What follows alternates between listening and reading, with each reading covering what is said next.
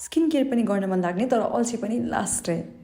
Hi everyone, this is Anjali and you can officially call me a content creator. त्यस्तो viral त छैन तर I have worked in different like places हुन्छ नि as a content creator नै, so I can call myself a content creator. अनि today I'm going to tell you why I become a content creator. मेरो होइन सानैदेखि मुखमा कति धेरै एक्नेस प्रब्लम लाइक स्किन इस्युज चाहिँ भइरहेको थियो कि अनि त्यो एडहरू हुन्छ नि त्यो हेर्दा हेर्दै आवाज लाइक हुन्छ नि ए मेरो पनि यस्तै हुन्छ भनेर म तस्तरी दल्थेँ त्यो सानो उमेरदेखि oh my god little Anjali knows मैले के लगाएको छु कि फेसमा भनेर। तर acne never stop me from wearing makeup है। मैले यति नक्कल पारेको छु नि, म आफ्नो बेलाको वान अफ द नक्कली ब्याडी हो है।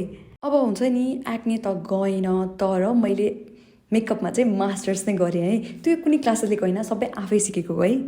तर त्यो मेकअपले एक्ने त गएन, गर्ने के? So I went to a doctor है। डक्टरले औषधि दिनुभयो, यो दियो त्यो दियो, सबै लगाएँ खाएँ, मुख सफा पनि भयो। तर डक्टरको प्रोडक्ट छोड्न साथ आई गट एक्ने अगेन।